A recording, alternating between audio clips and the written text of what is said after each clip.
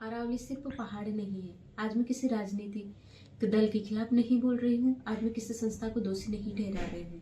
आज मैं धरती की ओर से, हवा की ओर से, पानी की ओर से और आने वाली पीढ़ियों की ओर से बोल रही हूँ। आज सवाल ये नहीं है कि सुप्रीम कोर्ट का फैसला सही है या गलत है। आज सवाल ये है कि हमारा विवेक अभी जिंदा है।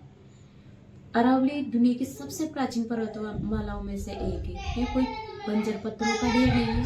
अरावली है दिल्ली का आखिरी हवा का फिल्टर। जब अरावली काटी जाती है तो सिर्फ पहाड़ नहीं टूटते हैं, संतुलन टूटता है। जब अरावली खोदी जाती है तो सिर्फ खनिज नहीं निकलता है, भविष्य खोदा जाता है। आज कहा जा रहा है ये तो डेवलपमेंट है। मैं पूछना चाहती हूँ, किसका डेवलपमेंट? अगर विकास के नाम पर हवा जहरीली हो जाए, पानी जमीन में गुम हो जाए और तापमान इंसान की सहन शक्ति से बाहर चला जाए। हम राजस्थान में रहते हैं, पूर्वी राजस्थान में रहते हैं, फिर भी हमसे पूछो तापमान यहाँ का। गर्मी में असहनीय तापमान होता है। अगर अरावली कट जाती है तो ये और बदतर हो जाएगा। तो उसे विकास नहीं, विनाश की योजना कहा जाता है। सुप्रीम कोर्ट का सम्मान हम सब करते हैं, लेकिन इतिहास गवाह है, कानून भी कभी कभी जमीन की सच्चाई के पीछे रह जाता है। कानून की परिभाषाएं बदल सकती है, लेकिन प्रकृति के नियम नहीं बदलते हैं। आज अगर अरावली कमजोर हुई है तो वह दिल्ली में सांस लेना लग्जरी होगा।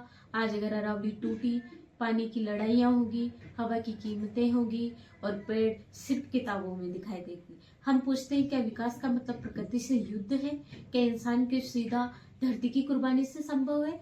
क्या हम इतने असहाय हो गए हैं कि एक पहाड़ को बचाने के लिए भी हमें अनुमति चाहिए? आज हम विरोध कर रहे हैं क्योंकि यह फैसला सिर्फ हर अरावली के खिलाफ नहीं है, यह जीवन के खिलाफ है। यह फैसला कहता है आज लाभ जरूरी है, कल की परवाह मत करो। लेकिन हम कहते हैं बिना कल के आज का कोई अर्थ ही नहीं है। अरावली को बचाना कोई पर्यावरणवादी शौक नहीं है, यह अस्तित्व की लड़ाई है। यह लड़ाई पेड़ बनाम मशीन की नहीं, यह लड़ाई लालच बनाम जिम्मेदारी की है। आज अगर हम चुप रहे तो कल हमारे बच्चे हमसे पूछेंगे, आप जानते थे फिर भी आपने कुछ क्यों नहीं किया?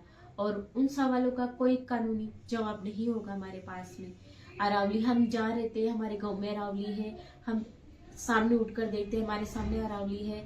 अजमेर जाते हैं, जयपुर जाते हैं, सब बीच में अरावली, पूरे राजस्थान में अरावली है। आपको क्या लगता है बस एक बेल्ट है अरावली की? और ये बेल्ट सब कुछ रोक रही है, रेगिस्तान रोक रही है, हमारे इधर रेगिस्तान आने से रोक रही है, पानी अरावली की वजह से है, हिल स्टेशन सारे अरावली में है। अरावली बचेगी तो हवा बचेगी, अरावली बचेगी तो पानी बचेगा, अरावली बचेगी तो भविष्य बचेगा। यह विरोध किसी अदालत के खिलाफ नहीं है, यह अपील है विवेक की, संवेदनशीलता की और इंसानियत की, क्योंकि अरावली